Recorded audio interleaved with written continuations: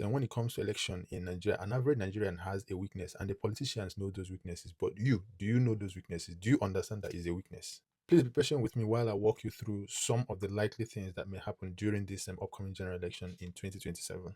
You see how many well-meaning Nigerians, many content creators online and those offline, that are working really so hard to ensure that Nigerians are informed, Nigerians are conscientized, making them understand that the power actually belongs to the people, not otherwise, or just trying to bring them out from the false narrative that they've had that their vote doesn't count. Working so hard to make sure that they get their PVC, and also ensuring that they go out that day to vote and also ensure that their vote really does count. I must say that's a very wonderful job. And those that have been involved in doing this, I really commend your efforts. It is not easy, and I give you thumbs up. That's a very wonderful job. But one of the biggest problem is that if you come to Nigeria and when it comes to electoral processes, an average Nigerian has a weak point or a weakness. And those elites, the leaders or the politicians in Nigeria, they understand this weakness. They understand those weaknesses, and they use it very efficiently and effectively against Nigerians, especially during election. But for you, do you know what those weaknesses are, or do you know what that weakness is? I won't say that that weakness is money, but I could say that that weakness is immediate gratification. An average Nigeria, when it comes to election, they see immediate gratification as more important than their tomorrow.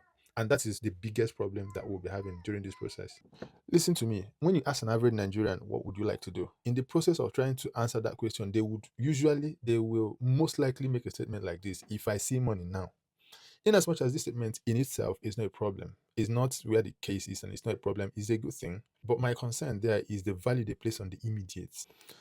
They believe that if they can solve their immediate problem, the problem of tomorrow God can handle the problem of tomorrow, which should be a real concern to any well-meaning Nigerian.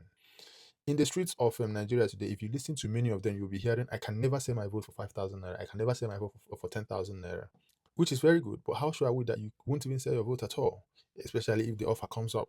Let me give you an example. What if maybe on that day of election, they now give you an offer like this? You see 50,000 naira cash. If you vote and you show us that you voted our own candidate, we'll give you 50,000. You see, many people will start there and then and start thinking of what 50,000 can do for them or could do for them. And you see them getting it because the rate of their value, it's ended with that 10,000. So once it's above that, they start seeing it as something. And the essence of this video is actually to let you know that such kind of offer is a possibility in this country, is a possibility in Nigeria. Whatsoever this current government can do to remain in power, they will do it, even if it entails taking this country minus 200% below where they are currently.